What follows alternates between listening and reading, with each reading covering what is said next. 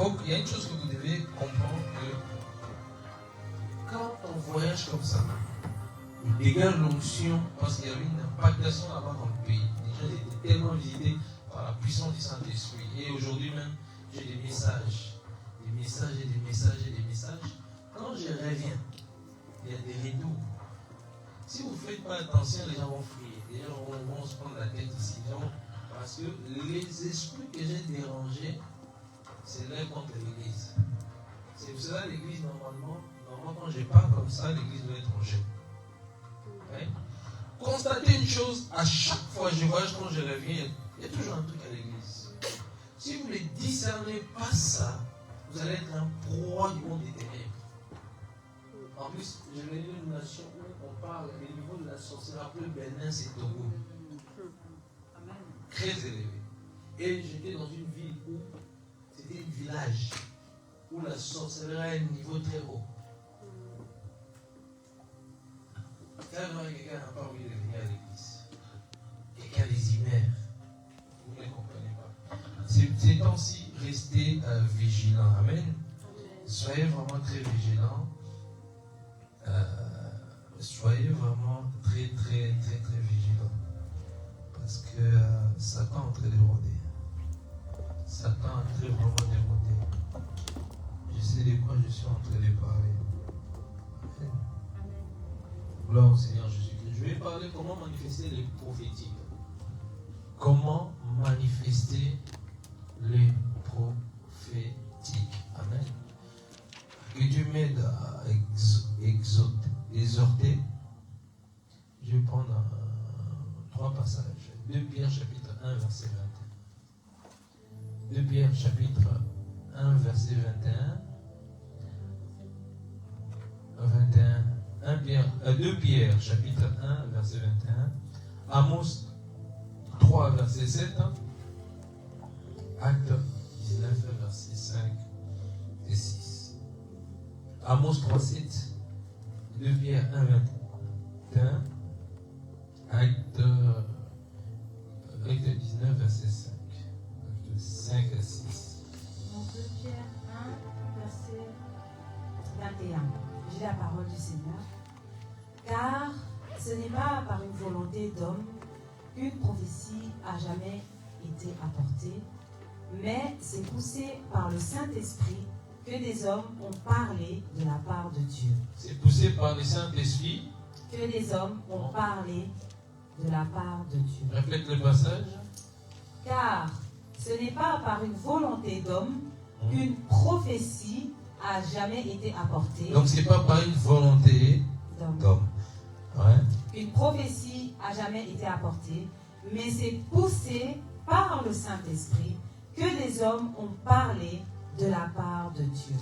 Entre parenthèses, là quand les gens là qui disent vous prophétisez tout le temps dans vos églises, vous prophétisez tout le temps dans l'église, vous prophétisez tout le temps dans l'église. Là on te dit ce n'est pas par la volonté d'homme qu'on prophétise. C'est poussé par qui? Si le Saint-Esprit ne pousse pas, on peut prophétiser. Maintenant, quand les prophètes ils prophétisent de lundi à dimanche, c'est qui le pousse? Si le Saint-Esprit ne pousse pas, est-ce qu'il va prophétiser de lundi à dimanche? Là, j'entends les gens disent pas à lui. Non, vous prophétisez. Tu penses vraiment que Dieu ne sait pas, Dieu il sait ce qu'il fait pour une église. C'est pour cela ne soyez pas des personnes qui attaquent, qui s'élèvent aussi. Oui, enseignement. Quelqu'un un jour m'a dit, vous prophétisez vos prophètes. J'ai regardé, j'enseigne plus de 2 heures. Les prophéties ont été de 30-40 minutes. Qu'est-ce que tu me dis? Donc, vous ne voulez plus qu'on prophétise, vous voulez qu'on enseigne. Si on enseigne, il n'y a pas d'équilibre. Ce sont des pharisiens, ce sont des églises où ils ont éteint le Saint-Esprit. Amen. Mais ils sont le premier quand on prophétise. Rends gloire à Dieu, c'est pas toi. Mais quand on prophétise, tu prophétises trop. Il va enseigner. Il va enseigner. Et que Dieu aide l'église, corps du Christ, à devenir spirituelle. Amen. Certaines églises. Parce que nous, les prophètes, on est trop visés à cause aussi d'autres églises ont détourné maintenant. Ils ont fait des bêtises. Maintenant, on met tout le monde dans la même sauce. C'est triste hein, de voir cela et beaucoup d'églises passent à côté des dons spirituels parce que l'une des choses que vous devez savoir, si on s'élève contre l'esprit, le Saint-Esprit aussi ne t'utilise pas. Ce sont les dons du Saint-Esprit. Si on attaque, quand vous attendez les gens là qui sont là, c'est mais la main, prophétique, toi tais-toi. Si tu veux aller loin avec Dieu dans le prophétique, il ne faut même pas mettre ta bouche là-dedans parce que ça atteste le Saint-Esprit. Si ces gens-là sont conduits par Dieu, tu pêches. Parce qu'aujourd'hui, dans vos églises, je ne vais pas enseigner que vous voulez prophétiser. Maintenant, donc là, je ne sais pas s'ils lisent même ces passages bien. À mon avis, ils ne lisent pas bien. Parce que ces passages est clair. Ce n'est pas par la volonté humaine, mais c'est poussé. Donc ça veut dire, moi-même, si je me tiens là, si je ne vais pas parler, je ne pourrai pas prophétiser. Déjà, mais dire que vous prophétisez tout le temps, c'est contradictoire, ça veut dire que tu te lèves, tu attaques les Saint-Esprit. Parce que les gens ne lisent pas leur Bible. Que Dieu nous aide. Amen. Tu peux lire le deuxième passage, c'est Amos 3, 7. Et il y avait Acte 19, versets 5 à 6. 3, verset 7. Amos 3, verset 7.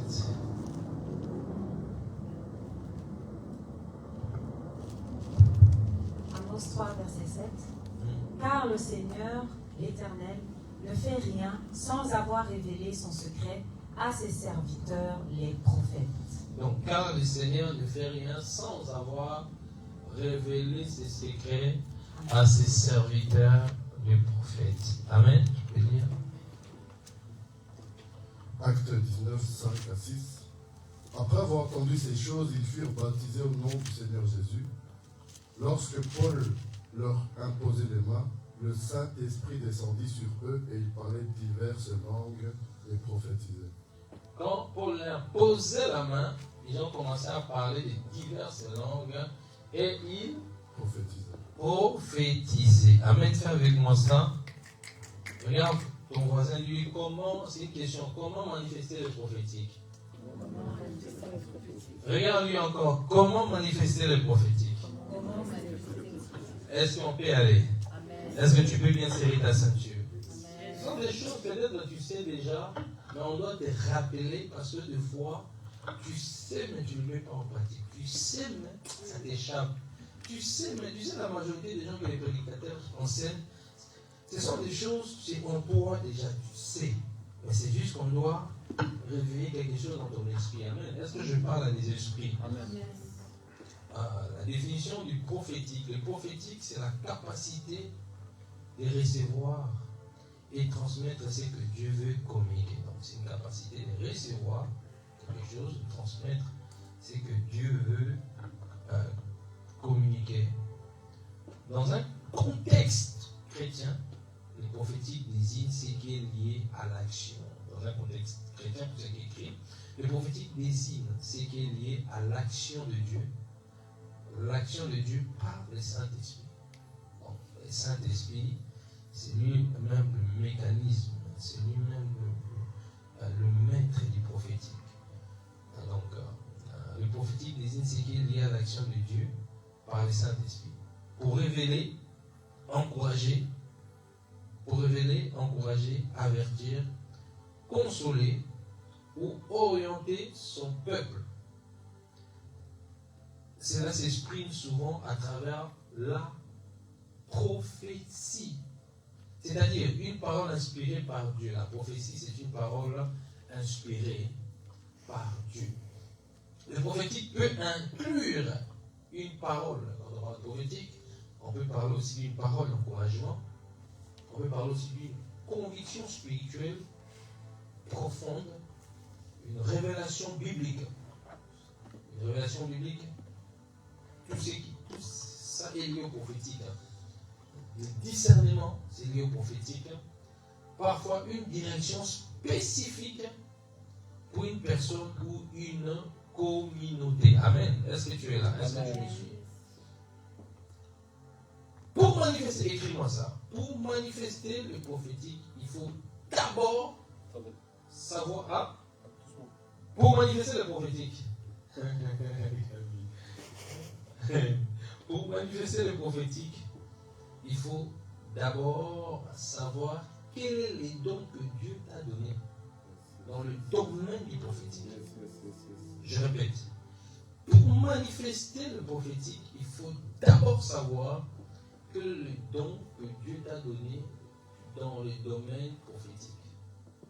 Tu ne peux pas manifester le prophétique si tu ne sais pas d'abord quel est le couloir où tu opères, quel est le don que Dieu t'a donné. Et tant que tu n'es pas dans cette étape-là, tu ne peux pas manifester le prophétique. Parce qu'on manifeste le prophétique, c'est quand on est conscient de ce que Dieu t'a déjà donné. C'est déjà cette base-là maintenant qui va te ouvrir d'autres portes, d'autres ouvertures spirituelles ou une compréhension maintenant du prophétique. Sans ça, bien aimé dans le Seigneur, tu ne pourras pas manifester les prophétiques. Amen. Job 33, 14 et 1 Corinthiens 14, verset 3. Et puis, on va décoller par ce petit passage-là. Je vais vraiment essayer d'être un peu 1 Corinthiens 14, 3 et Job 33, 14. 1 Corinthiens 14, 3, Job, le livre de Job, 33, 14. 1 Corinthiens 14, 3. Mais celui qui prophétise, édifie, exhorte et console les hommes qui l'entendent. C'est lui qui prophétise, édifie, exhorte et console les hommes qui l'entendent. Les hommes qui l'attendent. Donc il édifie, il exhorte, il console toute personne qui l'attend. Amen. Job chapitre 30, Job 33, 14. Tu peux lire.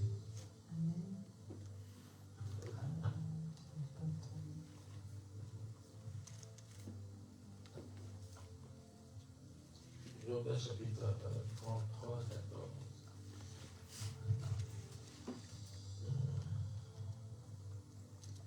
C'est après Esther. Job 33, 14. Bien que Dieu parle une première fois et une seconde fois à celui qui n'aura pas pris garde à la première, par des songes, par des visions nocturnes, quand les hommes tombent dans un profond sommeil, quand ils dorment sur leur couche. Amen. Je te dis, pour manifester le prophétique, il faut d'abord savoir quel est le don que Dieu t'a donné dans le domaine prophétique. Donc tu ne peux pas vouloir le prophétique si tu ne sais même pas à quel canal que Dieu passe pour te parler. Parce que ce canal-là fera en sorte que tu développes ton prophétique. Ou tu te focalises à ces canaux-là et ça sera plus facile pour toi de reconnaître la voix de Dieu. Le problème est que beaucoup de gens ont du mal à reconnaître la voix de Dieu parce qu'ils ne savent pas canal auquel ou comment Dieu passe. Si tu ne sais pas, ça sera flou. Si tu ne sais pas, tu seras embrouillé. Si tu ne sais pas, tu seras dépassé. Hein? Parce que tu ne sais pas, est-ce que Dieu me parle dans quelle dimension? Est-ce que Dieu me parle dans quel domaine? Comment je peux entendre la voix de Dieu? Ça, tu vas voir que le chrétien, il ne sait même pas si Dieu lui a parlé. Il dit, mais j'avais l'impression que j'ai vu une vision. J'avais l'impression que j'ai écouté quelque chose. Mais je ne sais pas si c'était comment. Donc, il ne sait pas, il a embrouillé. Et puis, il commence à douter. Et puis, il dépose. Pasteur, mais comment tu attends la voix de Dieu? Comment tu attends? Parce que, en fait, ne sais pas le canal. Parce que quand tu sais que Dieu te parle dans une forme de canal, dans un certain don, tu sais que c'est là que Dieu te parle, tu ne pourras jamais écouter. Vas-y. Quand vous parlez de canal, c'est quoi? Ça veut dire qu'il me parle à travers les rêves prophétiques? Ce soit les rêves, ce soit le parole de connaissance, ce soit l'audiblement, par les signes, par la conviction. Ça, déjà, Dieu parle d'une manière, Dieu parle vraiment, il a plusieurs manières de parler. Là, toi, tu dois focaliser comment Dieu te parle. Je vais poser la question à quelqu'un ici. Médina, comment Dieu te parle? À travers les songes. À travers les songes. Donc, c'est toujours à travers les songes. C'est vraiment ton côté vraiment prophétique, tu sais que ça c'est Dieu. Parce qu'on peut avoir d'autres couloirs, mais il y a un là où Dieu parle tout le temps. C'est vraiment les songes. C'est vraiment les songes. Donc, c'est les songes. Donc, tu dois vraiment dormir pour Dieu te parle. Si tu ne dors pas. Ok. Gabi. Ouais, c'est aussi, pour le moment, c'est 90% des songes et 10% de la nature. La nature. Mais c'est pour le moment, mais je sais qu'après, ça va être des prodiges, etc.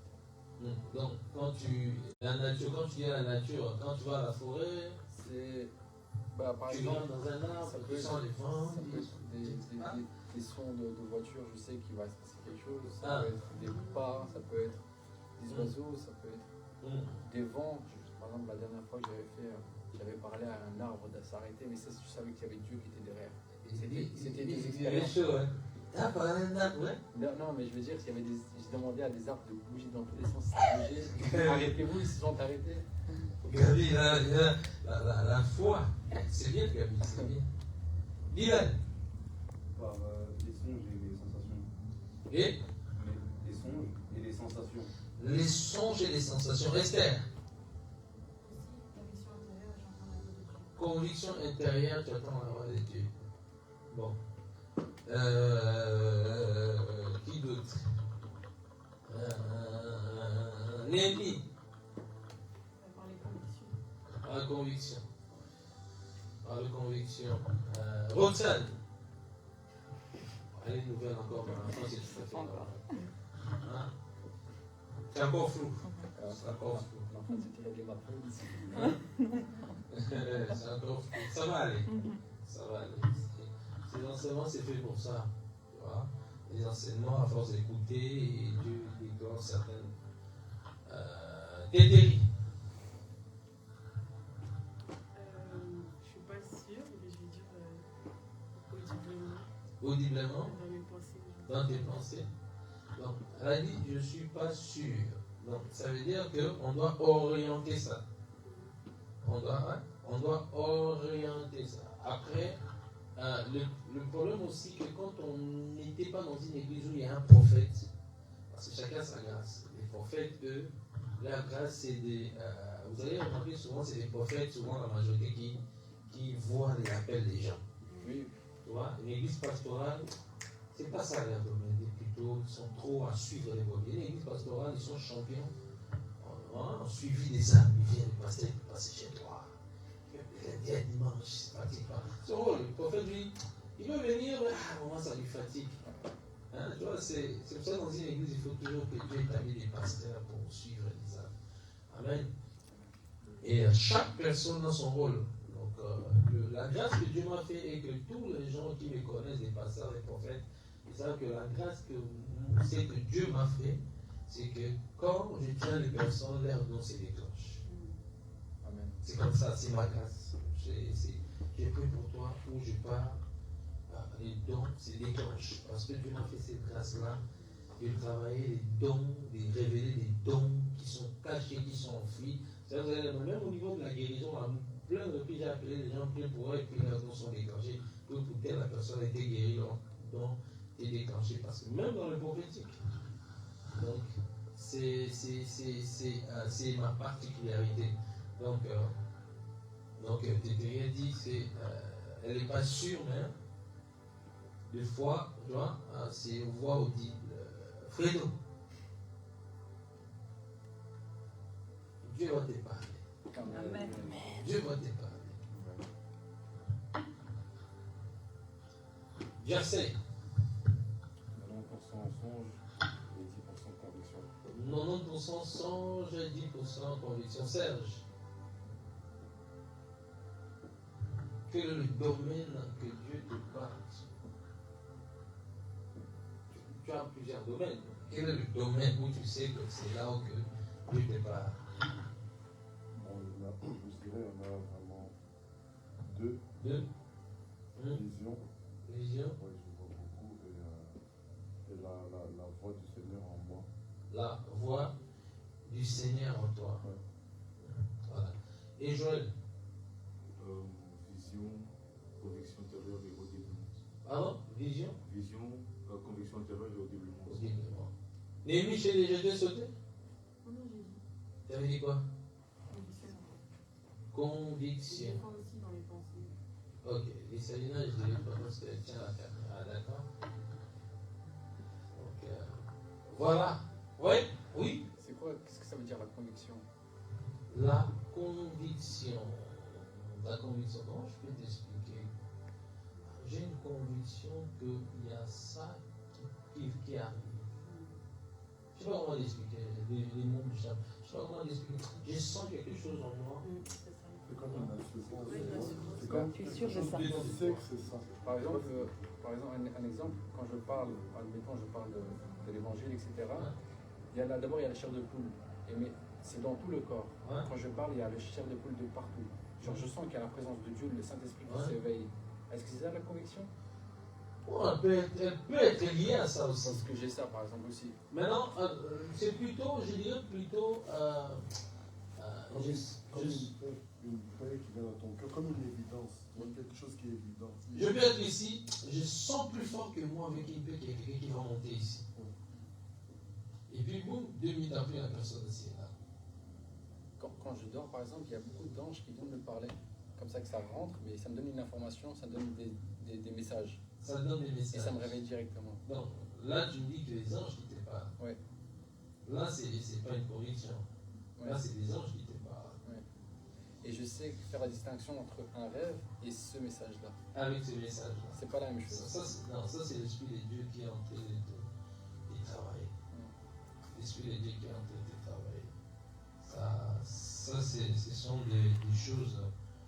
Tous ces voies-là, en fait, vous voyez, chaque personne a sa manière un peu. C'est déjà une bonne nouvelle que, vous tous ici, chacun sait au moins comment Dieu lui parle. Chacun sait au moins comment Dieu lui parle. C'est important. Amen. Amen. C'est que vous avez dit tout cela, beaucoup de chrétiens ne savent pas ça. C'est que je suis en train d'enseigner. Non. Parce que ce n'est pas enseigné dans les églises. Ce n'est pas enseigné. Pourquoi? Parce que aussi, soit si c'est une église, c'est un évangéliste, il parlera de l'évangélisation. Donc, du coup, ça là, c'est nouveau pour certaines personnes. J'ai jamais écouté cet enseignement. C'est tout à fait normal. La majorité dans les églises des prophètes, surtout quand ils sont sensibles, vous allez écouter ces gens d'enseignement. Ce qui est lié au monde spirituel, ce qui est lié au prophétique, ce qui est lié aux anges, au monde spirituel. Les églises des évangélistes, c'est souvent lié à l'évangélisation. Vous allez vous fatiguer à l'évangélisation, ou soit les péchés, l'évangélisation. Les pasteurs, la même chose, les péchés, l'évangélisation. Mais à l'église, il y a des prophètes, il va vous ramener au ciel, sur la terre, il va un peu vous balancer un peu de gauche à droite. Parce que, surtout si c'est un enseignant, il va vous balancer, il peut aller dans tous les sortes de messages, c'est une grâce que Dieu fait. Est-ce que le prophète est plus grand qu'un pasteur? Non. Est-ce que le pasteur est plus grand qu'un apôtre? Non.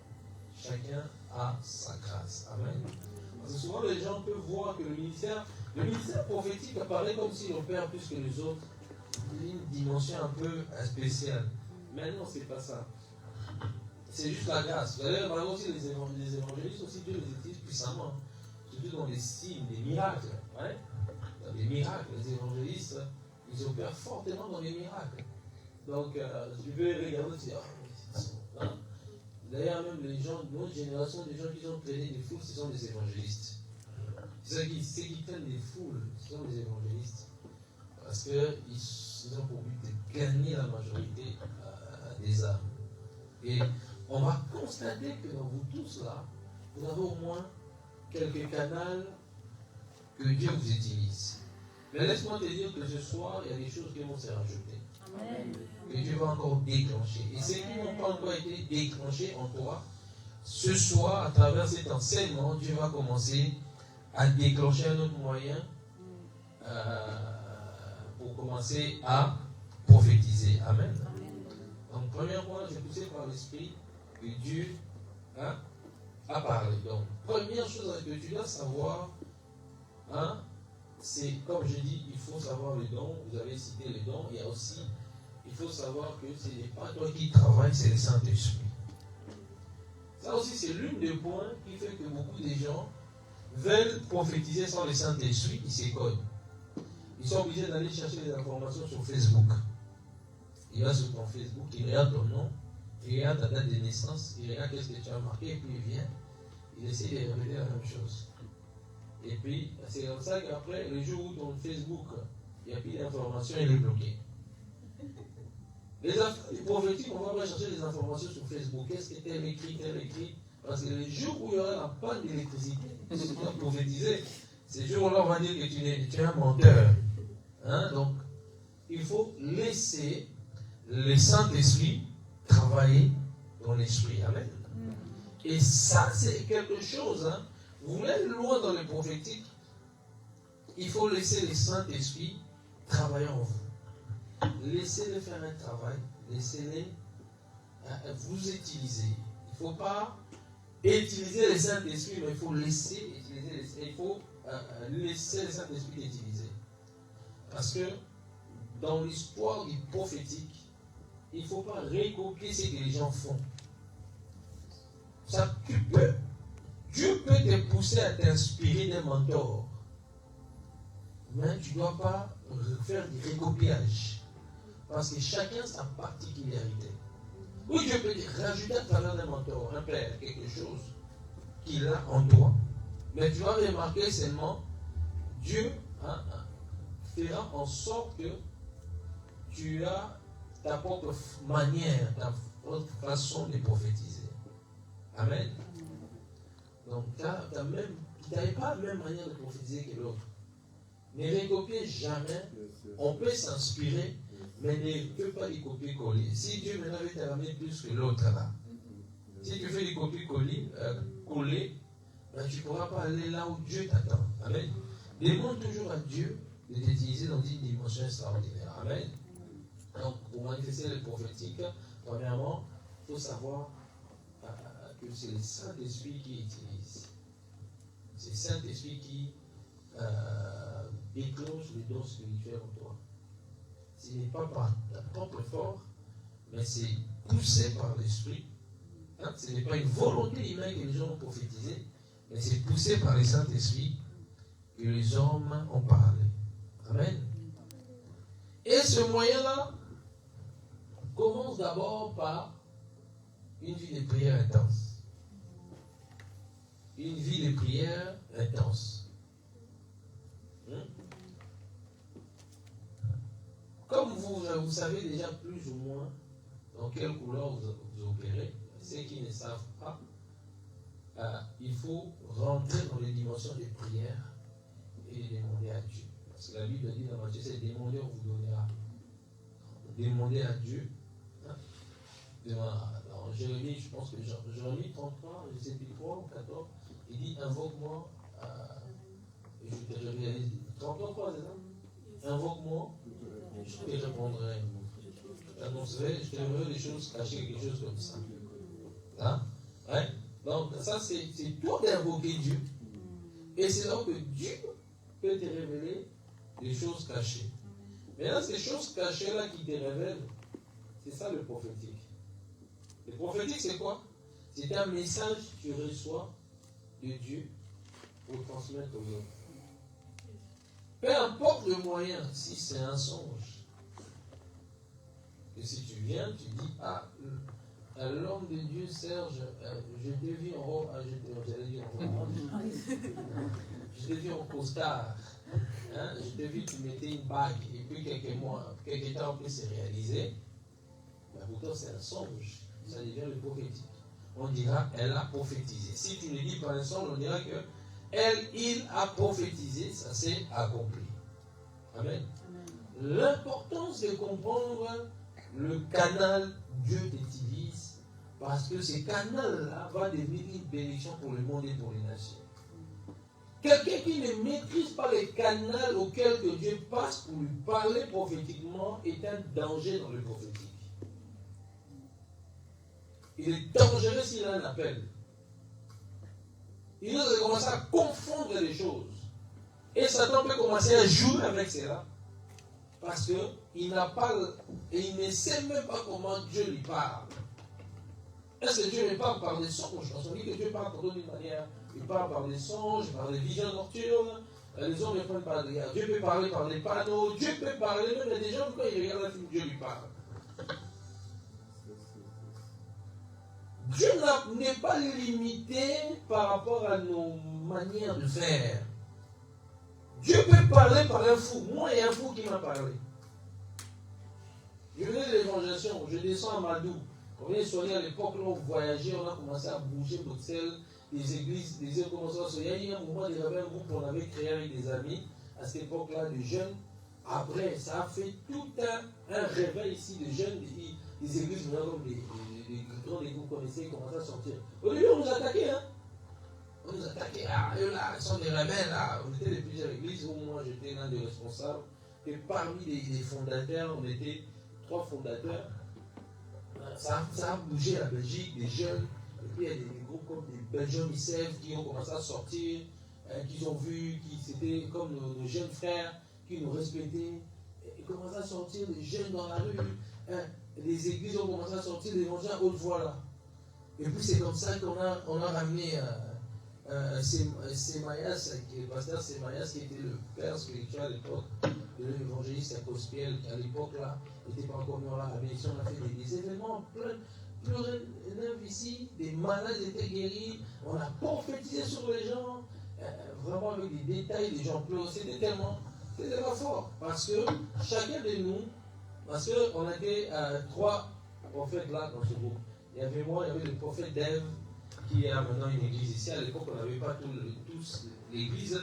Il y avait l'homme de Dieu, Terence, qui a fait un travail extraordinaire à Charleroi, qui est parti à Charleroi.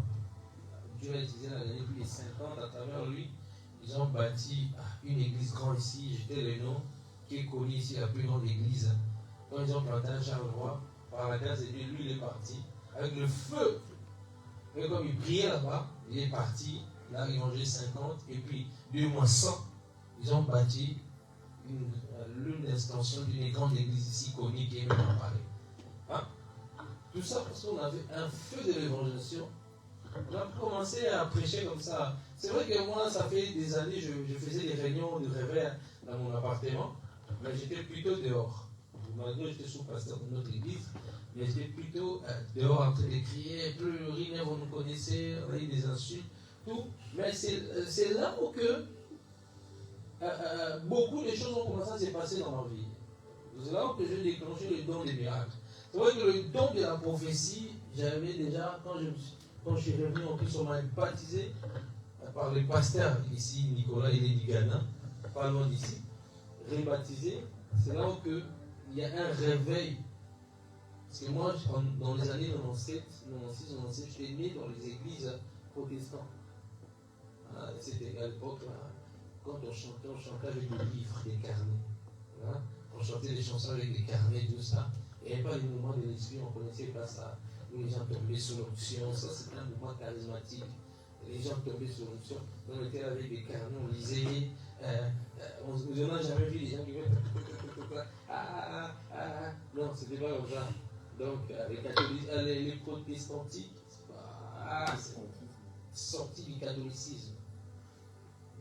Sorti de là. Et vous savez, il y a un peu de lien un peu avec de similitude avec le catholicisme, un peu. Parce qu'ils sont sortis de là. Bon, un jour, je vais vous parler des réformes des églises, je vais vous parler j'aime beaucoup l'histoire. Je vais vous parler des dérives des églises, des gens qui ont ramené des réveils en Europe. En Europe, en Afrique, comment l'évangile arrive en Afrique. On est là, on a énormément de temps. J'ai tellement tôt le message de ma tête. Mais sachez juste une chose que à l'évangélisation, j'ai développé le prophétique à la maison, mes réunions prophétiques, j'ai développé le prophétique. Et Dieu aussi a utilisé des hommes comme les prophètes Jocras, parce que je prophétisais, j'étais des détails, mais ce n'était pas des détails comme maintenant. C'est que je ne savais même pas qu'on pouvait donner des noms, on pouvait aller voir même les marchés, je ne savais même pas ça. Je prophétisais comme tout le monde, parce que j'avais un pasteur qui... C'est pour cela, Quand vous n'avez pas un modèle dans l'église qui fait ça, tu ne peux pas aller aussi dans cette dimension. Donc, je prophétisais comme tout le monde dit, je prophétise, c'est fort. Mais c'était limité. Donc, quand j'ai commencé à suivre, je suis tombé sur une vidéo de Garnison des prophètes où Joël Tatou, prophète Joe Grasse. C'est là que j'ai vu que, on peut donner des noms et des prénoms. On peut même voir les t-shirts, l'Adidas et les chaussures. J'ai dit, moi, c'est là où j'ai dormi. J'ai dit, Seigneur, je vais s'adresser, je commence à prier. Et j'ai commencé à déclencher ça. Ouvrir ça. J'ai commencé à comprendre le prophétique dans une autre dimension. Parce que, quand il y a un modèle, quelqu'un qui est là, ça vous ouvre une autre dimension dans le couloir auquel que vous opérez. Amen. Et dans le couloir, il y a ce qu'on appelle le couloir des discernements. Discernement des esprits. Et les fils d'Issachar dans la Bible, c'était le tribu d'Issachar. Dans la lignée de... La lignée de qui, Issachar? Issachar, c'est quelle lignée? Oh, je vous pose la question.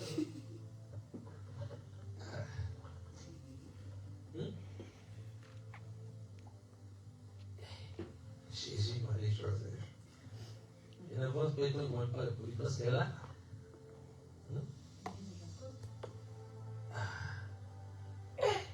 Même ça là, ça fait du temps là.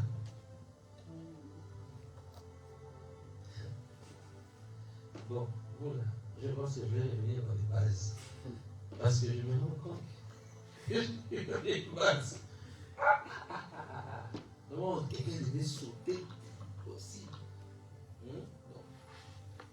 Le descendant de la lignée du tribu d'Issachar avait le don du discernement, de discerner les temps.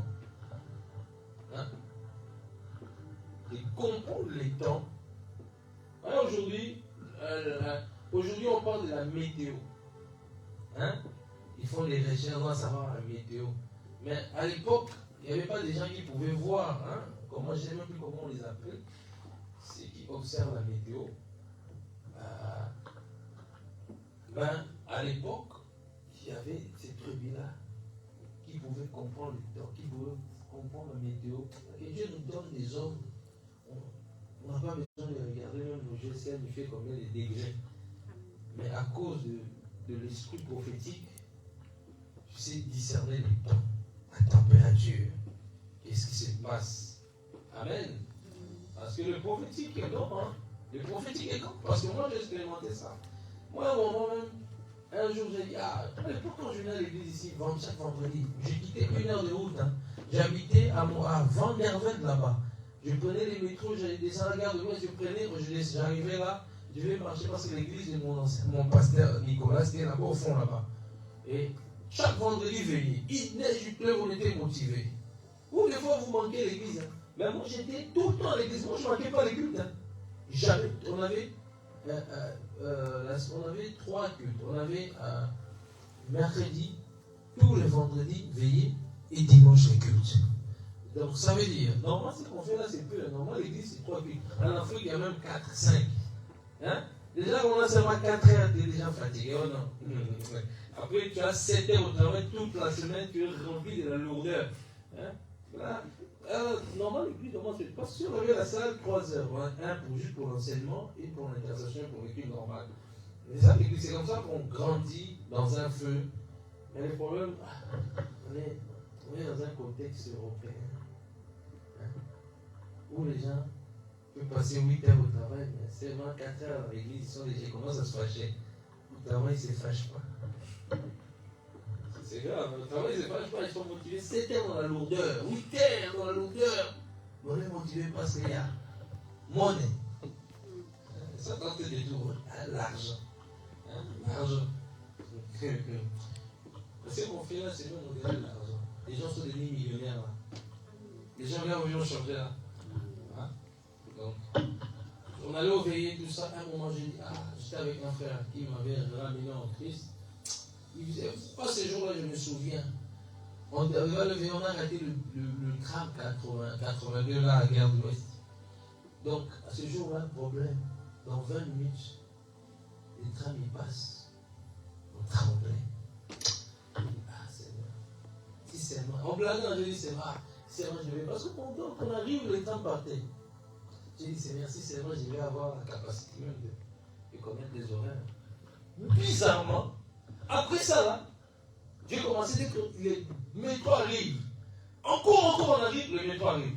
Il y avait un frère ici, Aldo à l'époque, quand il venait chez moi un moment. Lui-même, il me regardait bizarrement. À chaque fois, on est chez moi. J'ai dit, viens encore, le métro arrive dans une minute. Le métro arrive. Hein? Parce que c'était spécial. C'est comme ça que je travaille ma sensibilité prophétique. Hein? Parce que c'est en travaillant le prophétique, c'est comme ça on a plus d'assurance. Quelqu'un qui ne travaille pas le prophétique, et moi je vais prendre quelqu'un à la maison, ton fils, ton enfant, ou quelqu'un, ta maman, tu le regardes. Hein? Dans les yeux, regarde. Hey, chez nous ici, on va mettre la bénisse. Tu regardes ton père, tu regardes ta maman, tu le fixes les yeux. J'ai dit, il y a ça. Tu peux le faire, regarde. Tu peux le sauver, il va te dire, bon, tu es sorcier. Ton prophète, là, il t'a donné la sorcellerie africaine. Hein? Donc, tu regardes, c'est comme ça qu'on travaille. Même si tu tapes à côté, c'est pas un problème. Des fois, c'est comme un enfant, quand il apprend à marcher, l'enfant tombe, et puis il trouve ses appuis. C'est la même chose avec le prophète. Amen. Si tu as peur, tu ne vas jamais aller, tu ne vas jamais avancer. Toi, quelqu'un, quand on lui donne la voiture, on dit l'autoroute, on dit avance. Il réfléchit, non? Il y a beaucoup de voitures. Et là, quand les gens conduisent, il y a des voitures qui vont ça, il y a des voitures. Il faut avoir l'esprit, je m'en fous, j'avance. C'est prophétique. Tu tapes à côté, c'est pas mon problème. J'avance. Mais, à un moment, à force de se cogner, je me suis cogné plusieurs fois, ne vous inquiétez pas. Je vous ai toujours dit que mon cousin, je lui ai dit, tu deviendras comme ça. Hein? J'ai un cousin, moi je lui ai dit, tu deviendras comme ça. Il est devenu le contraire. Parce que je me suis tellement cogné. Maintenant, ça peut me tromper, mais c'est rare. Et tant que les êtres humains, tous les hommes de Dieu, on peut atteindre un niveau prophétique, mais toujours un moment où, comme on dit, hein, on connaît qu'en partie, même on prophétise qu'en partie, mais tu vas voir que pour se tromper, c'est rare. On peut se tromper, mais c'est rare. Parce qu'on s'est tellement cogné, on sait comment maintenant passer. Amen. Donc, le discernement, il y a des personnes ici, vous avez le discernement, le problème que vous ne travaillez pas votre discernement. Et bon, Dieu aussi passe par les discernements pour vous parler. Dieu parle par les discernements. Et donc le discernement, beaucoup de gens négligent.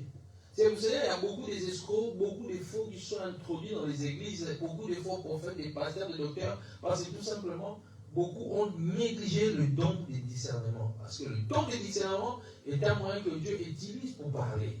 C'est là il faut demander à Dieu de déclencher le discernement dans ton esprit. Si Dieu déclenche le discernement dans ton esprit, c'est-à-dire que là où même tu n'entends pas le Dieu par le rêve, et par le discernement, tu peux rattraper. Parce que Dieu peut parler par le discernement. Et vous voyez, tu regardes cette copine, cette copine, je ne le sens pas, je ne le vois pas. Elle est spéciale, cette copine. Non, ce monsieur-là, parce que vous avez remarqué le don de discernement fonctionne avec une conviction. Alors, vous avez remarqué quelqu'un qui discerne automatiquement une conviction aussi qui l'accompagne.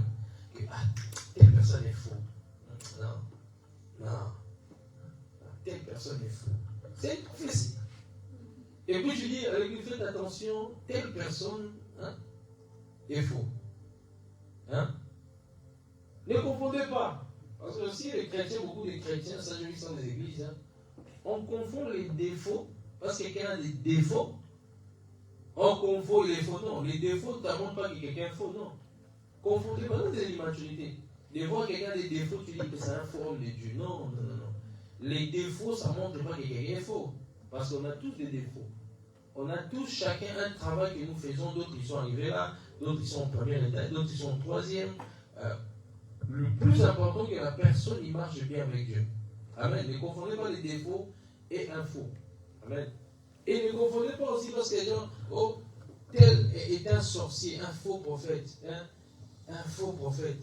Mais comment on discerne un faux prophète ou un faux pasteur? Par ses fruits. Par ses fruits. Mais quels sont les fruits? Parce que je ne peux pas dire que les frères qui est là qui manifestent des défauts, c'est aussi des fruits qui n'est pas dit de Dieu. Mais est-ce que c'est forcément la personne est faux? Parce qu'à l'église, beaucoup de gens aussi ont des défauts. Parce que oui, on discerne par les fruits. Mais si un frère ou une soeur manifeste un caractère d'orgueil, est-ce que c'est ça qui fait que la personne est faux? Pourtant, c'est l'une des fruits. Des fois, en fait, c'est un terrain très subtil. Parce que sinon, si tu juges quelqu'un, que parce qu'il a manifesté tel caractère, tu discernes comme ça, c'est un faux, tu risques de te cogner. Parce qu'il veille aussi que toi, ton caractère, n'a aucun défaut. Parce que c'est aussi des fruits. Quelqu'un qui ment, ce sont des fruits. Mais est-ce que c'est un défaut ou bien il est faux? Parce que forcément il ment, c'est un faux. C'est compliqué, hein? Le discernement. Parce que la parole de Dieu là, c'est un faux. On glisse de quoi, on base de quoi qu'il est faux. Parce qu'un jour il a parlé de l'argent. Un jour il a escroqué le peuple par défaut. Est-ce que ça fait de lui forcément un faux? Est-ce qu'il s'est repenti? Ce n'est pas parce que quelqu'un parlait plusieurs fois de l'argent, c'est forcément un faux. Il peut aussi être à ce moment-là oppressé. Ça va très loin le discernement. Hein? Qu'est-ce que ça veut dire une personne fausse? Quelqu'un qui n'est pas vrai. Qui fait semblant. Donc quelqu'un que Dieu n'a pas établi prophète. Quelqu'un, on arrive là. On va expliquer. On arrive là. Mais ça, c'est des bonnes questions. C'est très bien. C'est très bien. Donc, ok. Un faux chrétien ou un faux pasteur, c'est différent d'un chrétien qui, tout il tombe, mais se relève, il aime son Dieu, il cherche Dieu sincèrement, mais les défauts qui fait en sorte qu'il tombe, il se relève, il se bat, il pleure dans sa chambre. Ça, ce n'est pas un faux, parce qu'il pleure, parce qu'il est conscient. Un faux n'a plus de conscience, c'est ce qu'il fait. Un faux, il escroque le peuple, il sait qu'il escroque, pour lui c'est normal. Et il vit comme ça depuis des années. Ça devient un mode de vie. Il ne se répond plus. Là, moi, le fait des remarques, il fait des débats. Un faux, c'est lui qui escroque les gens. Pour lui, c'est normal, depuis qu'il parle à son ami, je l'ai escroqué de l'argent. Ah non, je l'ai bien escroqué. Mais quelqu'un qui a des défauts, qui manifeste un fruit, il ne va pas, il regrette. Peut-être sous la colère, mais quand il va tomber, c'est bien. Comment ça peut? Ça, c'est pas un faux. Si vous faites attention à la manière que vous jugez, on vous jugera de la même manière. Quelqu'un qui vit pendant des années dans l'escroquerie et qu'il est conscient, et qu'il sait qu'il est conscient, il le fait parce qu'il veut de l'argent, c'est un faux. Partout il passe, il doit voler de l'argent. Ça devient un faux. Il y a des personnes même, je vais encore aller dire, il y a des personnes même, ils sont devenus faux mais ils ne savent plus. Non, je répète. Ça devient compliqué, hein? Je sais même pas. Moi, je suis même là. Je parle de discernement, je suis là. Il y a des gens, ils sont devenus faux, mais ils ne savent pas. Mais pourquoi ils sont partis se plaindre? Seigneur, nous n'avons pas chassé les démons. Nous n'avons pas prophétisé. Mais qu'est-ce que Jésus va leur dire?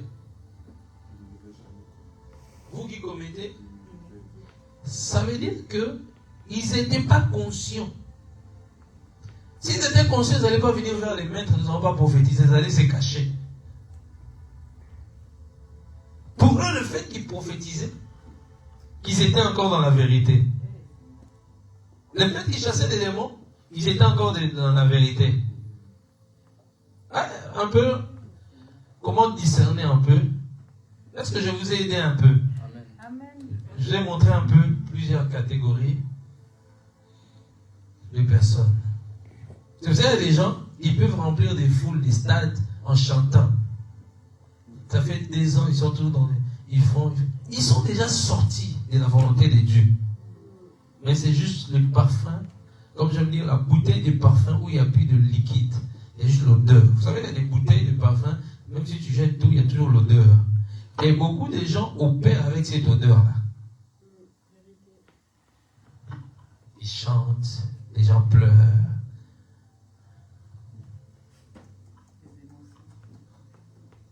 C'est vraiment l'onction. Parce qu'en fait, attends une minute. Parce que Dieu peut t'utiliser, mais en même temps te jeter en enfer. Je répète. Tu es tellement devenu faux. Comme le business de Dieu, c'est son onction qui est sur toi. Le but que les hommes soient sauvés. Dieu t'a parlé, tu n'écoutes pas. Mais Dieu maintenant, il t'utilise pour gagner les âmes. Les âmes, ils sont sauvés. Mais toi, les jours de jugement, tu vas dans un feu. C'est compliqué, hein? Hein, Dagabi?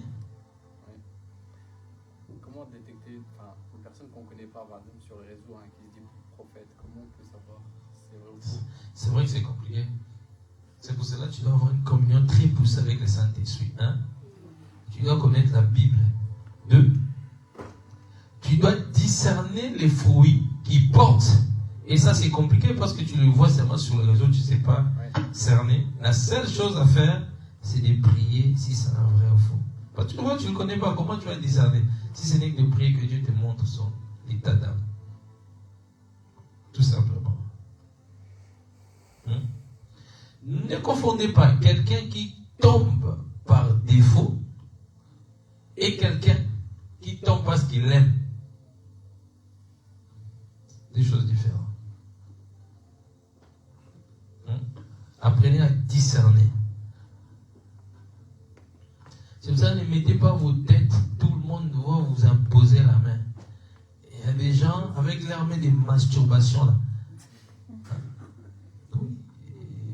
Il y a des hommes de Dieu qui se masturbent. Il vient comme ça, il te dit take it! Hey, Seigneur, tu dors. Quand tu te réveilles, pensée impure commence. Faire attention. Maintenant, il y a ceux qui sont faux, il y a ceux qui sont aussi sorciers. C'est une autre catégorie aussi. Le faux, il n'est pas sorcier.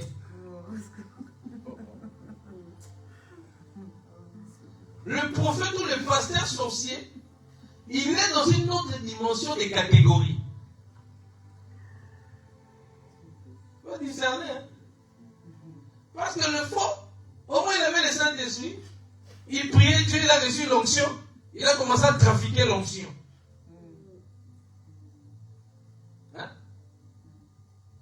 Tu vois, Judas. Judas n'était pas un faux, mais il est devenu faux. L'amour de l'argent. On a commencé. On casse le parfum pour le pied de Jésus. Il dit, si on pouvait donner ça aux pauvres. Son cœur commençait déjà à se... Mais, ce n'est pas un sorcier. Ce n'est pas un occultiste. Il faut discerner. Mais c'est plutôt, il commençait à devenir faux. Jusqu'à lui a conduit à aller vendre Jésus-Christ. Et puis tellement qu'il était vrai, il est devenu faux, il s'est repenti. Et il est parti là. Mais le sorcier, c'est quoi? Il est déjà né dans l'occultisme. Il aime l'occultisme. Il aime mélanger Dieu avec Mélangez Dieu avec l'occultisme et la sorcellerie, les pratiques. Vous priez, allez à l'église, allume les bougies. Elles sont 3-4 de talit, 5 qui partent sur la tête. Et puis, mettez tous les bougies autour de la salle et tenez la lumière. Quand c'est bon, vous éteignez la lumière, tout le monde dit il vous connaît dans le monde des esprits. Et puis c'est comme ça qu'il commence à prophétiser avec un esprit de python. C'est compliqué, hein? Ça c'est la catégorie. Il faut discerner. Et là, Dieu, quand on travaille le don de discernement, Dieu te ouvre à discerner cela. Dieu t'aide à discerner cela. C'est pas parce que quelqu'un devient un nom, c'est forcément un homme de Dieu. C'est pas parce que quelqu'un prophétise avec des détails, c'est forcément un homme de Dieu. Hein? Il y a des gens qui vont au Ghana. On leur donne un truc. Il y a des gens qui vont au Ghana. On leur donne, ils mettent dans la langue. Quand ils avalent, ils te donnent des détails.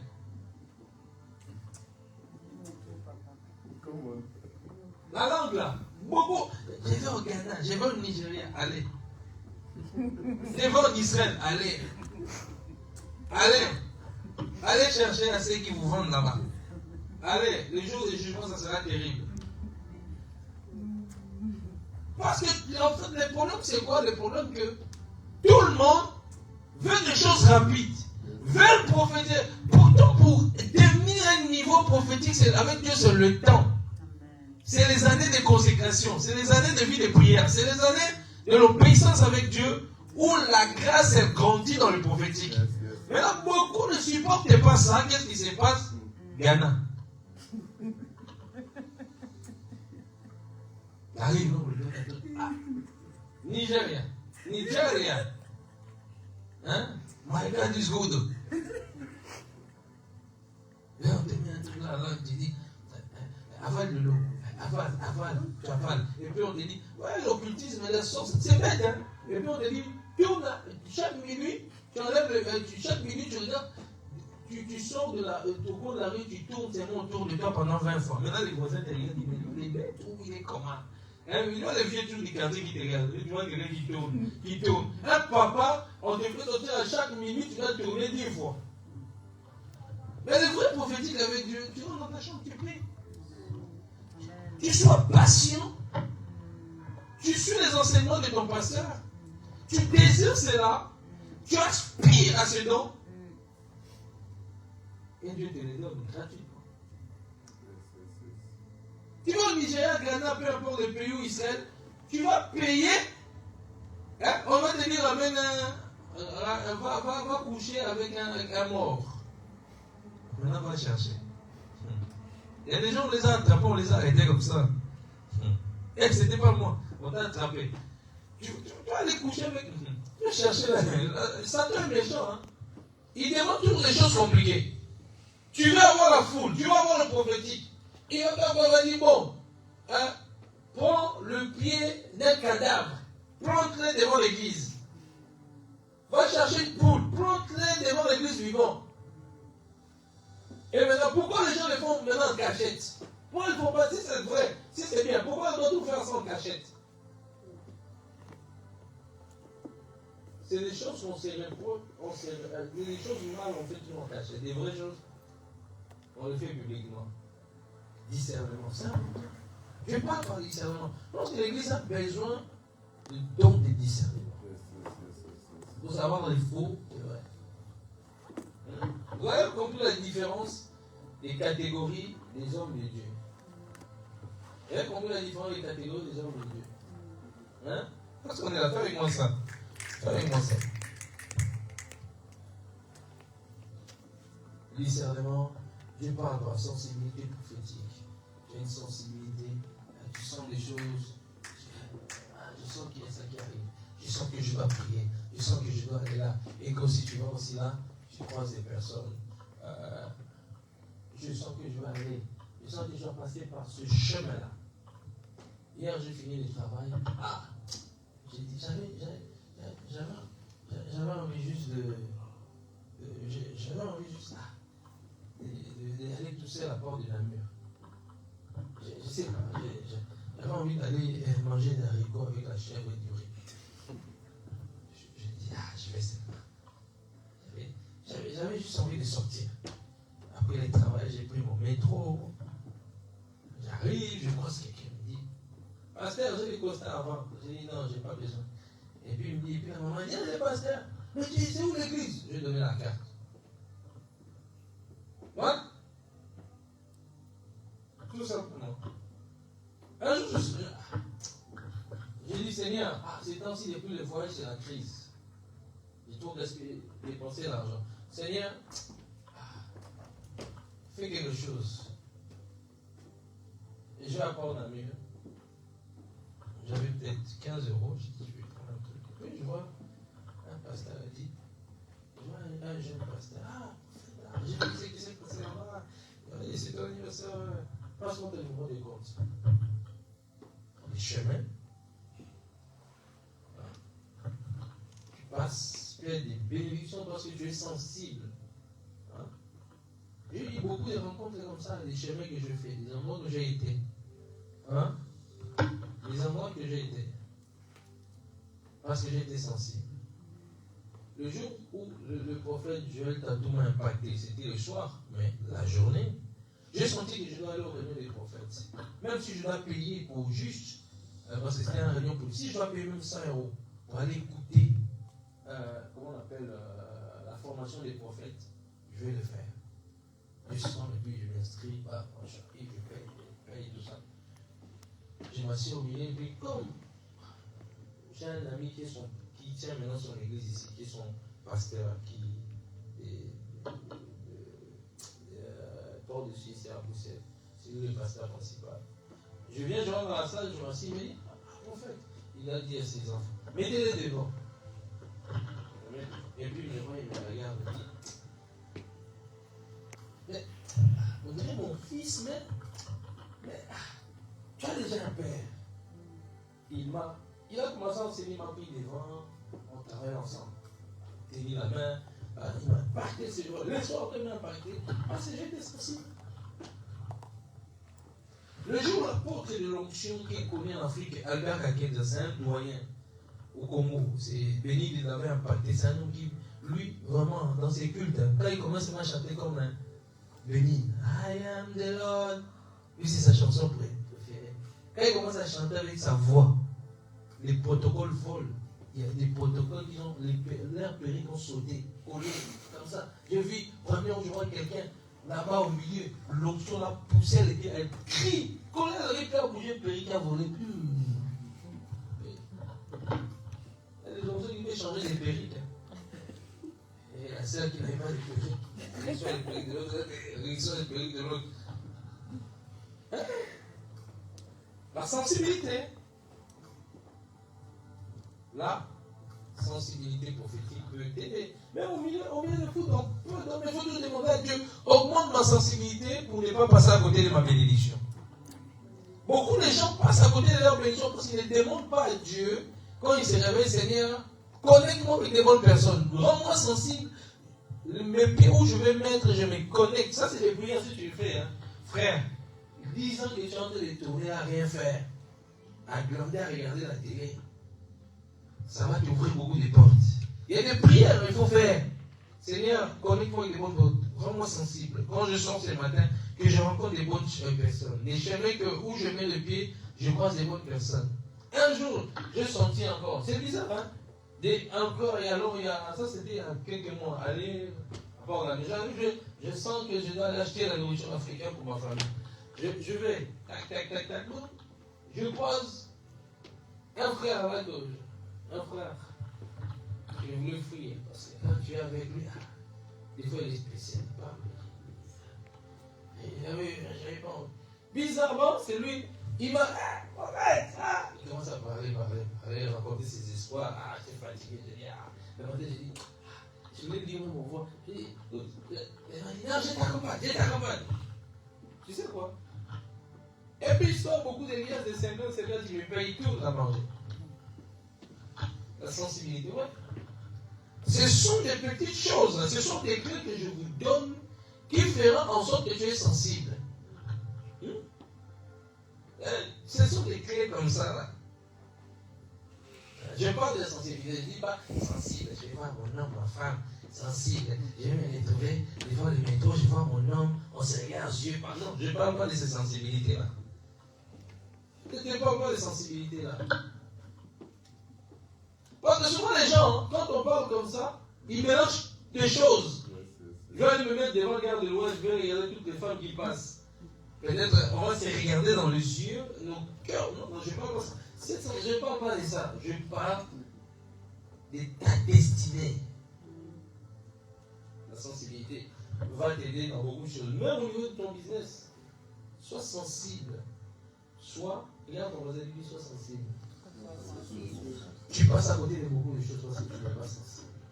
Demande à Dieu d'augmenter ta sensibilité. C'est ça le prophétique, d'augmenter ta sensibilité. La parole de connaissance. Oh, ça c'est merveilleux. Bon, avant là, d'abord, on va traiter ça en dernier. Amen. La parole de sagesse.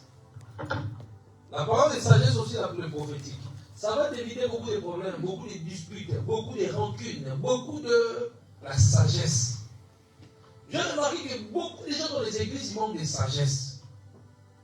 Vous savez pourquoi il y a des querelles dans nos églises? Parce que beaucoup de gens manquent de sagesse. Ils ont du mal à gérer les histoires. Ils ont du mal à gérer les histoires. Manque de sagesse. Même les histoires. Pasteur, quelqu'un avait pris. J'avais laissé un biscuit là, quelqu'un a pris. Et puis ça discute pour des biscuits et puis on appelle le pasteur. Hier on m'a appelé pour des histoires banales. Même moi je me suis dit, donc on est arrivé. T'es fatigué, on t'appelle, je pensais que c'était quoi d'important. Quand tu écoutes l'histoire, tu as envie de rigoler. Pour dire que si on n'a pas la sagesse, on dérange le pasteur pour tout. On dérange le pasteur pour tout. La sagesse. Salomon demandait la sagesse. Ça va t'aider. Vous avez la sagesse, hein? Ça va vous faire offrir des problèmes. Là où tu ne dois pas mettre la bouche, il y a des gens, hein? Ils mettent la bouche partout. Ils ramassent beaucoup de problèmes. Des fois, il y a des choses qu'il faut nier. Il y a des choses, hein? Tu écoutes ça de loin, tu sautes. Parce qu'il y a la sagesse, il voit déjà les dangers plus loin. Quelqu'un qui n'a pas la sagesse ne voit pas les dangers. Ouais. Je répète, quelqu'un qui a la sagesse voit les dangers plus loin qui arrivent. La sagesse t'aide à voir les dangers. Mais le manque de sagesse t'aide pas à voir les dangers. Tu te confrontes.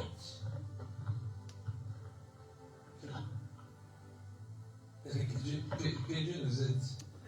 Regarde ton voisin, dis-lui que Dieu nous aide. Dieu parle par la sagesse. La sagesse, c'est important. Sage. Comment tu gères des choses, comment tu gères des conflits, comment tu gères des situations, comment tu gères les affaires, au travail, comment tu gères des disputes avec les collègues du travail. Comment? Est-ce que tu vas montrer aussi que toi tu es chaud? Ou bien tu vas descendre. Hein? Moi j'ai vu dans les églises, hein, 2 caméramans ils se prennent la tête. Non, j'avais dit de filmer du côté droit. L'autre dit non, moi j'ai senti dans mon esprit. L'autre dit il a senti Dieu. L'autre dit je t'avais dit. L'autre dit c'est moi le chef. L'autre dit non, mais moi j'ai senti. Entre toi et Dieu, maintenant je dois écouter qui? Ils se sont séparés, un a quitté l'église comme ça. Bêtement. La sagesse. Surtout les choses du cœur, d'amour dans l'église. S'il n'y a pas la sagesse, les gens vont peu quitter. La sagesse t'apprend à gérer toujours bien les histoires. Moi je demande à beaucoup à Dieu la sagesse. La sagesse. Comment gérer l'église? La sagesse. La sagesse. Ça, des fois, même quand j'étais dans l'autre église, des fois, les chrétiens disent, bon, pasteur va intervenir par là. La sagesse, des fois, on n'intervient pas tout de suite. On observe. des fois, certaines situations, on laisse les temps. Et puis, quand chacun va revenir dans son état, on traite les problèmes facilement. Parce que des fois, vouloir, quand les passages, on veut précipiter des choses, on peut détruire les âmes. On peut détruire les cœurs, on peut détruire les âmes. La sagesse, c'est très important. C'est pour cela que quelqu'un te parle ou te dit une situation, même si tu n'es pas dans une, ne précipite pas à parler. Ne précipite pas à parler. Tu risques de parler trop vite.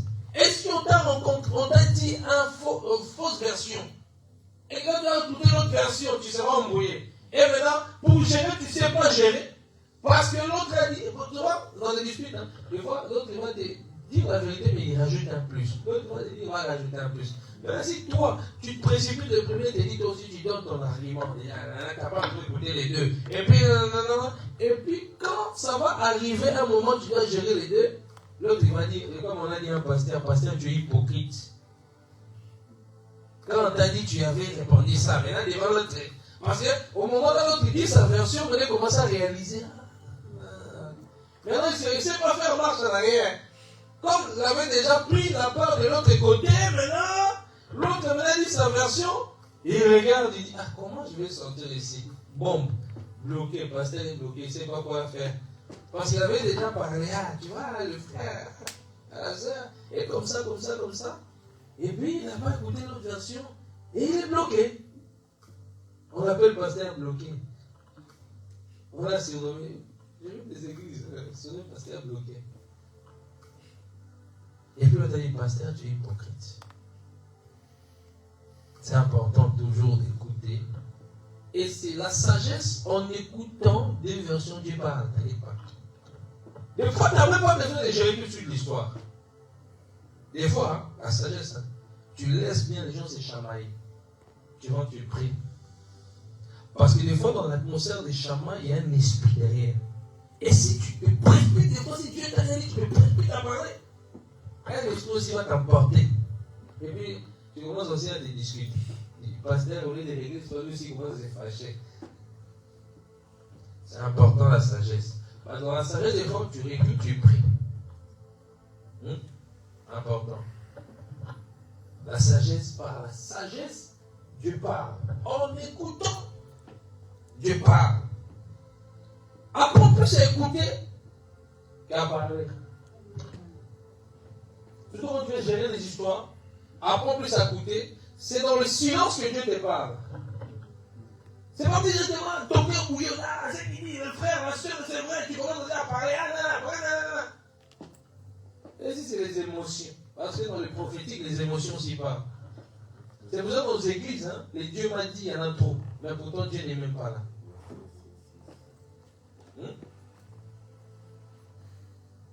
Regarde ton voisin, dis-lui, apprends à écouter. Regarde ton voisin, dis-lui, Dieu parle dans le silence.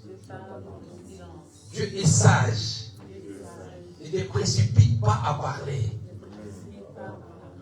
Écoute. Et tu comprends, tu vas écouter bien la voix de Dieu. Que Dieu donne à cette église des hommes et des femmes sages. La prophétie, et puis on va clôturer la parole de connaissance. Je voulais être court, mais j'aime tellement enseigner. Et puis vous dites, mais vous m'attaquez là, vous prophétie. Je vais t'enseigner depuis là. Je vais quelqu'un attend la prophétie. Je vais t'enseigner.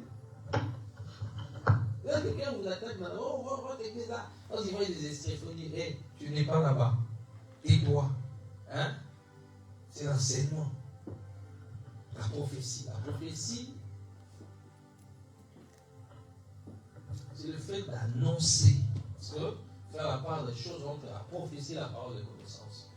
La prophétie, c'est le fait d'annoncer un message divin. Une inspiration qui vient du ciel. Alors, à la base, quand on prophétise, on annonce quelque chose qui doit arriver.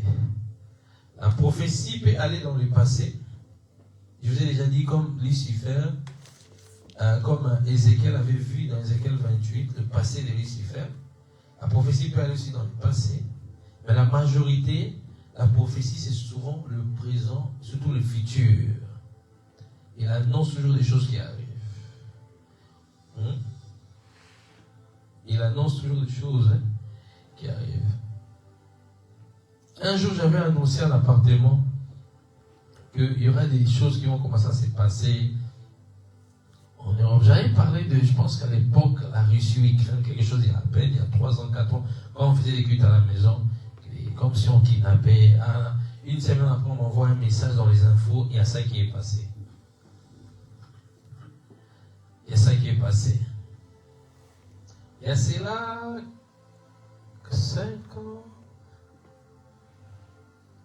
De toute façon, dans les messages, j'ai annoncé ici qu'on aura pu l'argent en liquide.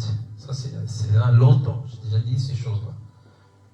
Même quand j'enseigne, j'ai déjà annoncé qu'on aura pu l'argent en liquide. Et plus en petit à petit, on commence à enlever des banques. Petit à petit. Hier, j'ai un collègue qui travaille, il disait que dans les informations, ils ont dit qu'il faut avoir des provisions, il faut avoir au moins 70 € à côté, mais petit à petit, ils veulent enlever l'argent. C'est autre chose que j'ai dit, quand même. Il y a 5 ans, ma femme m'avait fait montage, j'avais annoncé à l'époque, quand on allait à Uccle là-bas, la crise en Europe, la crise mondiale en Europe, ce sont des choses déjà, ils sont déjà entrés petit à petit. Tu annonces quelque chose qui est en train d'arriver. C'est qu'ils étaient avec moi en Côte d'Ivoire. J'arrive dans une famille. La dame n'avait pas d'enfant. Je lui ai dit, l'année que je reviendrai, tu vas avoir l'enfant. Je reviens l'année prochaine, la dame a eu l'enfant. J'ai annoncé quelque chose. J'ai annoncé quelque chose. Il y a beaucoup de choses comme ça, j'ai annoncé. Les gens m'appellent, mais des choses même j'oublie. Tu avais dit ça il y a 2 ans. Il y a cela, il y avait une servante de Dieu qui avait annoncé que je l'ai vu près de gouvernement, il y a quelque chose, une porte va s'ouvrir, 2 ans après elle m'appelle, elle a disparu, après 2 ans elle revient. Aujourd'hui, Dieu est en train de m'établir dans le gouvernement. J'ai annoncé des choses. Tu annonces quelque chose qui arrive. Je vous ai annoncé ici que nous allons avoir l'un des plus grandes églises d'Europe où il y aura plusieurs, des blancs, des noirs, plusieurs nationalités. Et je le répète dès le départ, c'est ce qui est en train de se passer petit à petit. Et on va se retrouver dans une grande salle où il y aura plus de 200 choristes, avec des batteurs, avec des chants de plusieurs cultures, où le culte est traduit en anglais, en français, et il y a des juifs, il y a des... Vous allez voir ces choses-là. Annonce, la prophétie, elle vient pour annoncer les choses qui arrivent. Amen.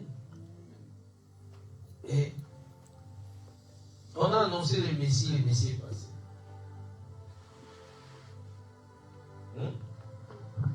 Maintenant, moi, je viens annoncer pour toi. Là, je suis sérieux. Serre bien ta ceinture. Je suis en train d'annoncer quelque chose qui va se passer, un shift dans les finances de plusieurs personnes dans l'église. Ceux qui n'ont pas de travail. Je commence par là. Ceux qui n'ont pas de travail, d'ici peu, ils vont avoir du travail. D'ici peu, vous allez attendre des témoignages dans ce lieu par rapport au travail. J'annonce. Celui qui croit à ça, ça va lui arriver. Celui qui ne croit pas, ça ne va pas lui arriver. J'annonce un shift financier. J'annonce des ouvertures des entreprises dans cette église. J'annonce des personnes dans peu de temps qui vont toucher leur premier million en euros. Et quand ça va s'accomplir, tu passeras ici témoigner.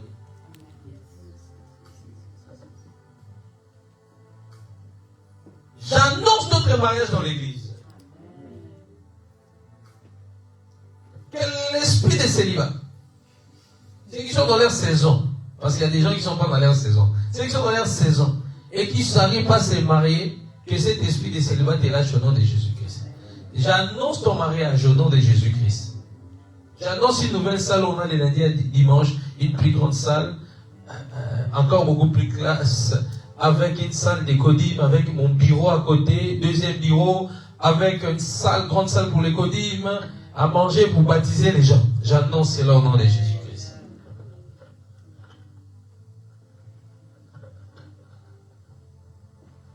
Plusieurs parmi vous ici, il y a des gens qui vont faire leur business. Gabi, j'annonce le réveil de ton business. Lorsqu'on avait volé par les sauterelles, j'annonce cela au nom de Jésus-Christ, ça ressuscite au nom de Jésus-Christ. J'appelle les clients par la puissance de l'esprit. J'appelle les clients. Beaucoup d'attaques par rapport à ton business. Tu sais pourquoi il y a beaucoup d'attaques par rapport à ton business? Parce que tout simplement, depuis que tu as embrassé le vrai chemin, et depuis là, Satan s'élève. Parce que quand tu n'étais pas à l'église, ça marchait bien. Tu vas constater ça. Depuis que tu as mis les pieds à l'église, ça ne marche plus bien que des combats. Ça fait diviser par 10. Hein? Ça fait diviser par 10. Comment ça? Le chiffre a été divisé par 10. Les chiffres de quoi? Du chiffre d'affaires. Ouais. Ça fait diviser par 10. Ah, voilà. Parce que souvent, c'est quoi? Qu'est-ce qui se passe? C'est que Satan, des fois, il fait ça pour te faire douter. Satan, des fois, qu'est-ce qu'il fait? Dieu te ramène dans une bonne église où tu dois croître. Mais Satan va bloquer toutes tes finances pour tu te poses des bonnes questions. Le but pour toi, c'est que tu te poses des bonnes questions. Des questions, est-ce que vraiment j'ai fait un bon choix d'aller là-bas? Est-ce qu'il y a une période, un moment, tu commences à te poser des questions par rapport à ça? Tu sais pourquoi? C'est Satan qui faisait ça pour te faire quitter. Parce que Satan, il est fort. Quand Dieu te ramène dans une bonne église, il est capable de te bloquer même les finances, de combattre les finances. Mais tu vas voir des gens qui sont dans les fausses églises, c'est facile. Les églises où c'est pharisien, tu vas voir que ça grandit vite, ça va vite, tout marche vite, tout va en avant. Tu te poses des questions, mais pourquoi mais nous on est là au prix tout le temps? Ah, Dieu, mais pourquoi il n'y a pas la croissance? Pourquoi non? On va te baser par rapport à ça. Ça, c'est en fait, Satan, c'est un menteur. Il va te faire croire des choses dans la tête. Et toi, tu vas remarquer là où tu étais, c'était mort spirituellement. Il sait que là, tu es mort spirituellement. Mais il va te faire quand même douter de là où tu te sens, où il y a Dieu, où tu sens, où toi tu as vécu la main de Dieu. Mais il arrive quand même à te faire douter. Il est très fort pour ça. C'est comme ça qu'il travaille. Voilà pourquoi même au niveau de l'église, tellement que la gloire de Dieu de l'église commence à bloquer les finances des gens. Et puis tu vas voir quelqu'un ignorant qu'il est. Oh, cette église-là, pourquoi les gens n'avancent pas matériellement? Tu penses que l'église, la richesse de l'église, c'est le présent? Avance, prophète. Parce que le but, c'est quoi? C'est vouloir te déstabiliser. C'est comme ça qu'il enlève les gens dans l'église. Il y a d'autres qui étaient comme ça, ignorants.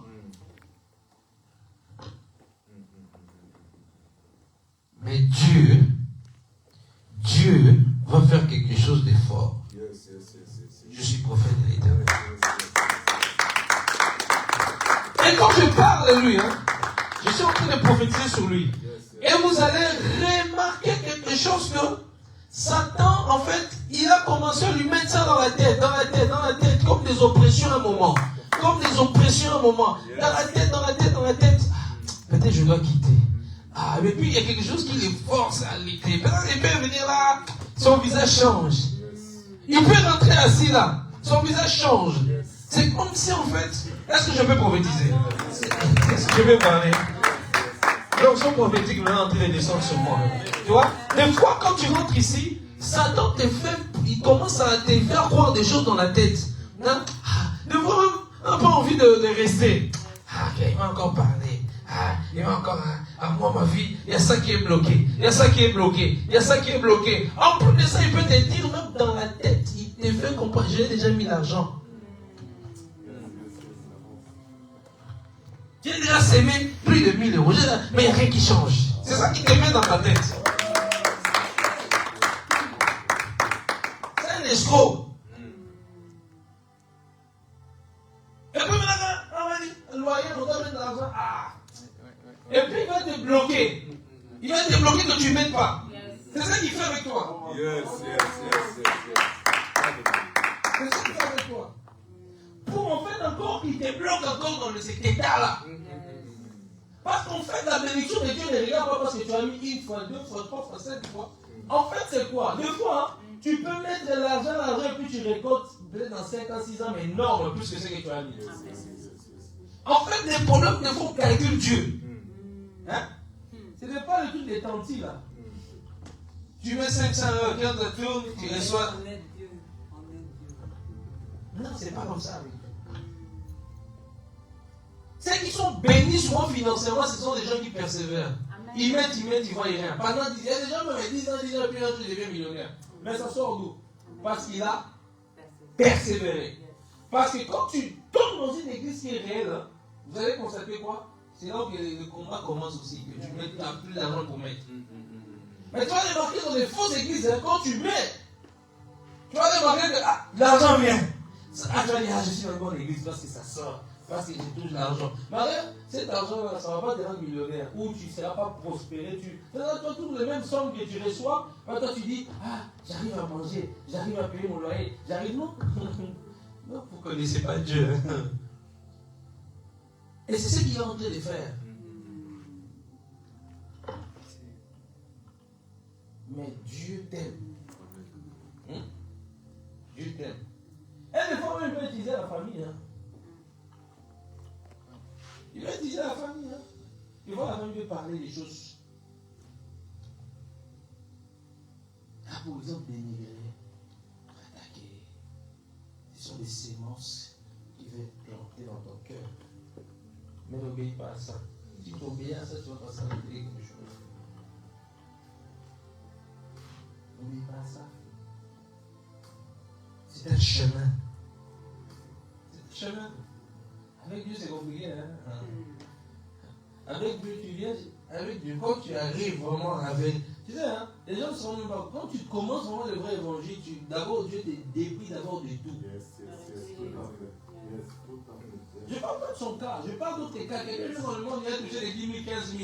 Frère et soeur, Dieu va te déplier. Parce que tu sais pourquoi il va te déplier avant de te donner la richesse. Il va te déplier, pourquoi? Parce que toi, dans ta tête, tu vas dire c'est moi qui paye. C'est par ma force. Parce que j'ai travaillé. Parce que j'ai bâti l'empire. Dieu fait quoi? Il enlève tout. Il n'a pas besoin de ça. Tu manques même du pain. Tu manques même de l'eau à boire. Il te brise, il te taille, il te taille, il te taille. Après là, quand tu deviens humble là, si le temps que tu n'es pas humble, tu continues toujours à souffrir. Là, tu souffres toujours financièrement. Juste quand tu deviens petit, hein? Même un petit, quand il te parle, tu écoutes des conseils. Il ne débat plus. Et puis Dieu te redonne plus son type. C'est ce que tu avais. Et Dieu veut te faire du bien. Mais l'une des choses, c'est pas que lui, je parle à tout le monde. Il ne faut jamais se plaindre parce que j'ai mis 1 000 euros à l'église. Frère, 1 000 euros, c'est rien. Allez ici, les gens donnent des 20 000 euros, des 30 000 euros pour bâtir des églises. Mais ils ne se plaignent pas. Et Dieu, avec le temps, ils deviennent des grands entrepreneurs dans le monde. Allez dans le milieu anglophone. Allez dans le milieu anglophone. Moi, je bénis dans les églises anglophones, je vous parle en cause. Les gens ils donnent des 5 000 euros comme ça. Les petites églises, c'est des 10 000 euros. Comme ça. Et ils sont dans la joie, ils dansent. Quand j'ai vu quelqu'un, il ramène 5 000 euros, il danse. Quand même 1 euro, je vois déjà les fâchés. C'était les baguettes. J'avais gratté à l'homme de Dieu, ça peut être 40 cents. J'étais bien, il dit, mettre l'offrande. Qui me laisse tranquille avec ces offrandes-là? De toute façon, ma vie n'avance pas. Ta vie n'avancera pas si tu continues à réfléchir comme ça. Regarde, je suis allé au Togo. Personne ne m'a donné un franc. Personne ne m'a donné l'argent. J'ai pris moi-même. Eux-mêmes, ils ont payé leur billet. On a facilement 2 000 euros. 2 000 et quelques chacun. En plus, on nous a escroqué encore. L'appartement. On a dû, le lendemain, le même jour, trouver notre appartement pour payer encore. C'est un parti comme ça. Voiture, on a loué plus de 700 euros aussi. Déjà, je ne savais même pas encore les billets. On a mis de notre propre argent. Je suis allé prêcher. Normalement, je vais prêcher comme ça. Normalement, censé à me payer, mais ils n'ont pas. J'ai payé moi-même. Je me suis déplacé au village. Impacté les gens l'onction. Et je n'ai pas reçu même pas un centime. Et comme le fond, on a dit, il y avait l'homme de Dieu, il donnait là. Moi, je suis dit, j'ai une famille, j'ai une femme à nourrir. J'ai pris mes congés au travail. Parce que l'amour de Dieu, parce que je sais que je suis en train d'investir quelque chose que je ne vois pas maintenant, je vois l'avenir. Le problème chez toi, parce que tu donnes l'argent à l'église, tu penses que c'est dans 2 semaines que Dieu doit faire un miracle. S'il ne fait pas le miracle, tu bouges, tu quittes l'église. Voilà, tu vas faire toutes les églises. Hein. Tu vas faire la même chose, hein. Tu vas faire la même histoire. Tu vas te fatiguer avec Dieu. En fait, même si tu bouges, c'est pas parce que tu bouges que Dieu aura pitié de toi. Il est Dieu, c'est lui qui contrôle. Après la mort, c'est lui qui gouverne. Donc c'est lui qui t'accueille au ciel. Soit ta ciel, c'est l'enfer. L'erreur de ne pas faire n'est pas bouler contre Dieu. J'ai connu des gens qui ont boulé jusqu'à fatiguer, ils n'ont jamais reçu même un franc. Parce que le but, mais Dieu a des bonnes nouvelles pour toi. Ne quitte jamais l'église, parce que ta bénédiction a départ. Le retient ce que je suis en train de dire. Le retient ce que je suis en train de dire. Parce que toi, tu vas contrôler, hein, depuis qu'il est là, il a des visitations, il a des spirituels, ce sont des choses qu'il n'avait pas. Il parle des anges. Les anges viennent lui parler. Et là, Satan lui-même à cause de. Tu vois comment Satan travaille. Donc Dieu te ouvre le monde spirituel que tu n'as jamais pensé dans ta vie. Sont là même des millions. Mais Satan te fait quoi? Des choses dans la tête. Pour que tu passes à côté de quelque chose. Peu importe, les pensées viendront te guider. Et ne le fais jamais. Ne le fais jamais dans ta tête. On a tous des combats. On a tous des réalités. Des fois, on n'a pas envie de venir à l'église. Hein? Des fois, on n'a même pas envie de mettre les pieds, de voir telle personne. Des fois, on n'a pas envie. Des fois, même moi, j'ai fini le travail, je suis fatigué. J'ai dit, chercher les enfants. Souvent, quand l'Israël n'était pas là, j'ai fini là. Je dois courir vite là-bas aller chercher les enfants. Rentrer vite à la maison.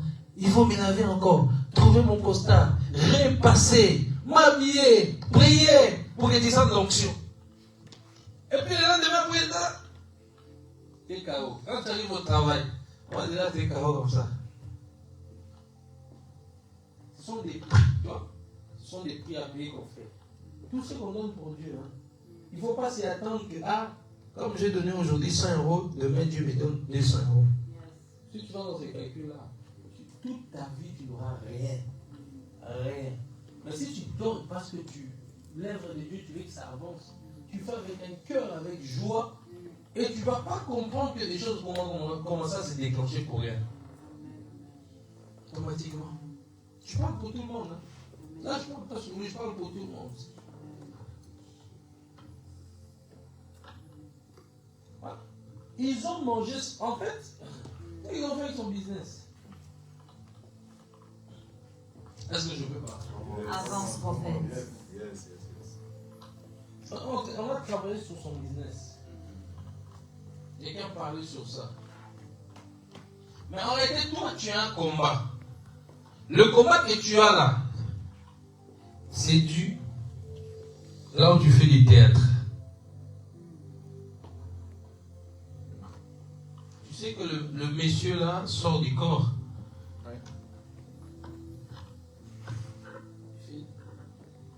Il connaît beaucoup des dimensions spirituelles. Il y a certaines dimensions spirituelles, même il encadre ça certains enfants. Certaines personnes avant leur retraite. Dis-nous tout, papa.